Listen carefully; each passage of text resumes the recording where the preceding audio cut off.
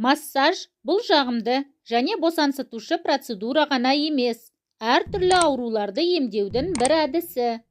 Оның көмегімен сынықтарды емдеуден кейінгі аяқ жұмысын қалпына келтіруге, остеохондроз кезіндегі ауырсынуды басуға, бас ауруын кетіруге және тағы басқа ауруларды емдеуге болады. Сол үшін де хирургтерден бастап косметологтарға дейін терапиялық және оңалту курстарына қосымша массаж алуды ұсынады. Массаждың пайдасы көп. Қан мен лимфа ағынын жақсартады.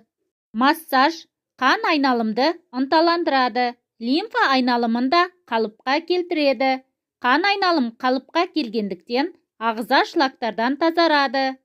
Қысым ретке келеді. Массаж әртүрлі тіндер, бұлшықеттер арасындағы сұйықтық алмасуын жақсартады. Соның есебінен қысым ретке келеді. Бұлшықеттердің қалыпқа келуі жылдамдайды. Массаж бұлшықет тініне белсенді әсер етеді. Бұлшықеттердің қанмен қамтамасыз етуі жақсарады. Бастың ауырғанын кетіреді. Біз бір орында ұзақ немесе ыңғайсыз отырғаннан қан айналым бұзылады. Мойын тұсындағы жүйке ұштары қысылып қалады. Егер басыңыз жиі ауыратын болса, массаж одан арылуға көмектеседі. Ұйқы сапасын жақсартады. Массаж жақсы көрінуге көмектеседі. Жиі массаж алатын адамдар өз жасынан жас көрінеді. Массаж ауырсынуды басады. Қай кезде массаж алуға болмайды. Кей жағдайларда бұл процедураны алу ұсынылмайды. Жоғары температура. Көпшілік массаж тұмаумен күресуге көмектеседі дегенге сенеді. Алайда оны жоғары температура кезінде жасауға болмайды. Себебі массаж жүрек ырғағын бұзып, аурудың жағдайын нашарлатып жіберуі мүмкін. Оған қоса массаж қыздыратын процедура. Ол қан айналымды жылдамдатады. Яғни массаж кезінде температураны шақырған инфекция ағза бойынша жылдам тарауы әбден мүмкін. Тері аурулары, мысалы дерматит, терінің саңырауқұлақ және туберкулезді жұқпасы кезінде массаж алуға болмайды. Себебі теріні белсенді уқалау оны зақымдауы мүмкін және бактерияларды денеге таратып жіберуі мүмкін. Лимфалық түйіндердің қабынуы. Лимфалық түйіндер кішкентай болса да, олар ағзада маңызды рөл атқарады.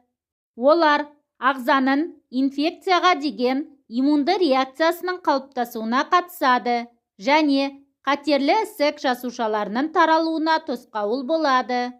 Лимфалық түйіндер өте нәзік болғандықтан және қатты әрі ұзақ механикалық әсерге арналмағандықтан оларға массаж жасауға болмайды.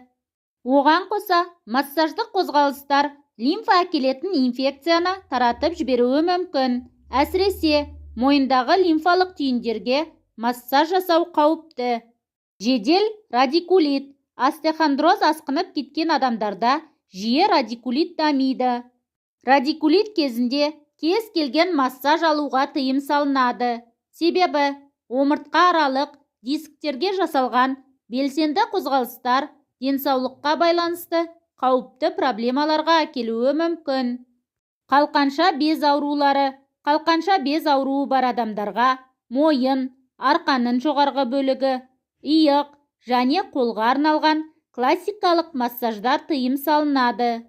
Тіндерге жасалған белсенді әсер ауырып тұрған органға қанның құйылуын шақырады. Бұл адамның жағдайының нашарлауына әкеледі. Көк тамыр аурулары. Классикалық массаж техникасы теріге терең әсер етіп қана қоймай, тері астындағы тінге және бұлшықеттерге де әсер береді. Процедура кезінде массаж жасаушы қолданатын уқалау, ысқылау және басқа да тәсілдер тіндерге қанның құйылуын арттырады.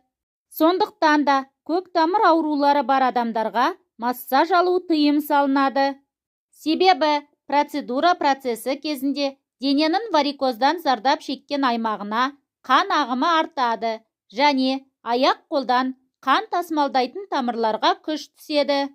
Мас болу. Спиртті сусындар несепайдағыш әсерге ие. Сондықтан да олар ағзаны сусыздандырады. Сондай-ақ алкоголь біздің қан тамырларды кеңейтеді және қозғалыстық белсенділік пен координацияны нашарлатады. Массаж қан айналымды жақсартып, бұлшықеттердегі токсиндерді шығарғандықтан, алкоголь ағза бойына жылдам тарап, онда ұзақ уақыт қалып қояды. Достар, бүгін дайындаған пайдалы ақпаратым ұнаса, каналыма жазылып, лайк басып, қоңырауша белгісін басуды ұмытпаңыздар.